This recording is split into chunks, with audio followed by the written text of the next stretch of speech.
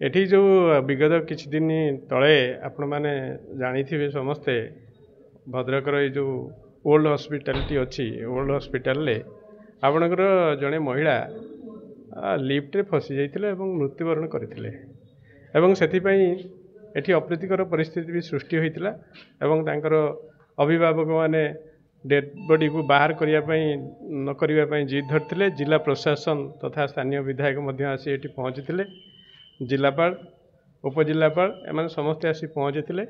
विभिन्न आलोचना पर्यालोचना पर सेमानकर किसी आर्थिक सहायता एवं तांकर परिवार जन को चाकरी देवा पई डिमांड थिला डिमांड पर सेमाने डिमांड जिला माने हमर जिला प्रशासन मानिला परे सेमाने डेड बॉडी बाहर करिया बोली जिद धरिथिले पाखापाखि 200 रु ऊर्ध्व लोक एठी रुंड होईकी माने सब प्रकार गोटे अप्रीतिकर परिस्थिति सृष्टि होइतिला जहा कि स्वास्थ्य सेवा माने बाधा प्राप्त होइतिला किसी समय पई तेणु 8 लाख टंका तांको विभिन्न आलोचना करा जाई जिलापाल एवं आमर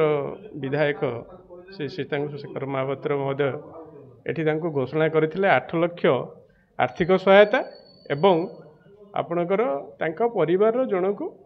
चाकरी देवा पई से कमिटमेंट करथिले जिलापाल एवं विधायक तो सेतिरे विधायक महोदय मते कहि माने रिक्वेस्ट करथिले किछि आर्थिक सहायता आमाडू तांको दबा पई एवं सही आर्थिक सहायता जहाँ आम आमर सक्षम अनुसार मु आज सीडीएम को सामने तांको 1 लाख टंका देइछि एवं आपणकर तांकर जने पुतुरा को तांकर मु सुनुची कोन पो नांती तांकर पुतुरा को गोटे चाकरी दिया तो घटना तो आपण मैंने समस्ते कम बहुत जानते सोशल मीडिया बहुत वायरल होता गोटे दुखद घटना अकाल मृत्यु आमर माँ जी बड़ माँ जी से अकाल मृत्युवरण करते आउ कि ये करें जहाँ तो घटी जा प्रति आमको आसिक समस्ते आम विधायक को धन्यवाद जनइबू से आसिक पहुँचिकी घटना उपर पहुँचिकी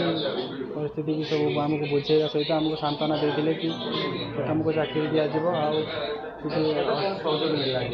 आज आमको अल्प दिन खूब अल्प दिन भितर आमको चाकरी प्रदान कराई आउ अर्थ भी सहायता कराई से आमको खुशी लगुच।